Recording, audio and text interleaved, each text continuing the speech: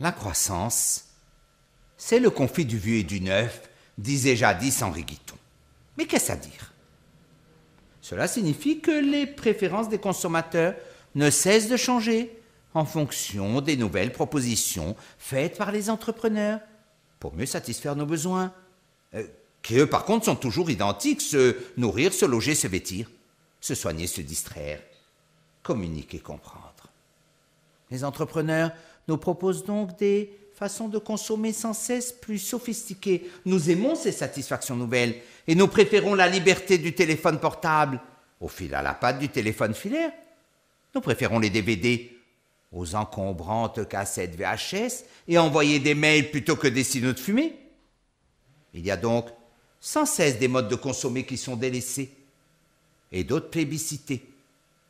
Tous ceux qui ont leur emploi dans les activités délaissées vont le perdre, mais d'autres emplois vont se créer dans les activités plébiscitées. Faute de reconversion assez rapide, les entrepreneurs des activités en berne vont être obligés de licencier. Il faut donc le dire très fortement. La cause numéro 1 du chômage, c'est le changement de goût du consommateur. Si tous ceux qui m'écoutent se chauffaient encore au charbon, nos mineurs du Nord-Pas-de-Calais auraient encore leur emploi justifié par une demande solvable. Mais vous préférez tous, et je vous comprends, vous chauffer qui au gaz, qui à l'électricité, qui à l'énergie solaire. Dans un monde marqué d'une fluidité parfaite, chacun saurait où sont les nouveaux emplois, se déplacerait sans aucun coût et aurait, comme par miracle, les compétences nécessaires aux nouveaux emplois proposés. Mais dans le monde réel, la fluidité est souvent supplantée par la friction. Sait-on instantanément où sont les nouveaux emplois? A-t-on spontanément et par miracle les compétences requises? Se déracine-t-on sans difficulté de sa maison et de sa région? Bref, la croissance a aussi des coûts.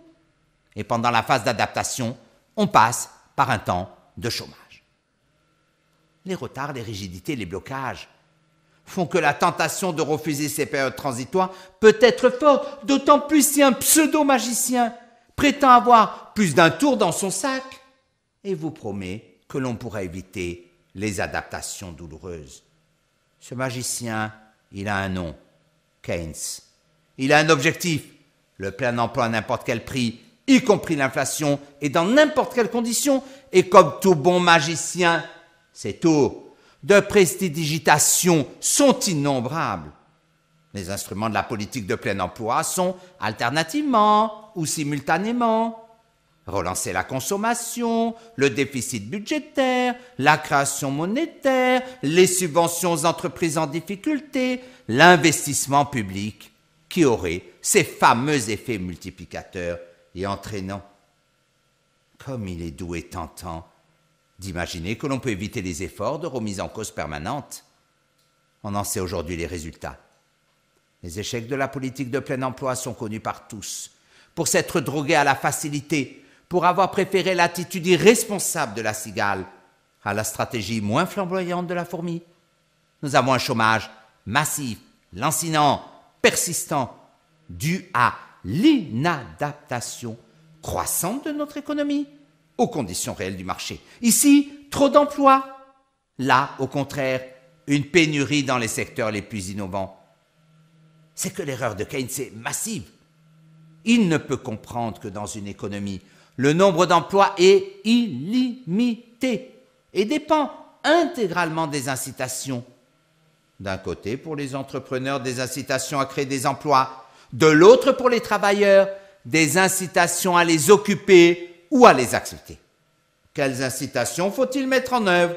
C'est ce que nous verrons ensemble prochainement.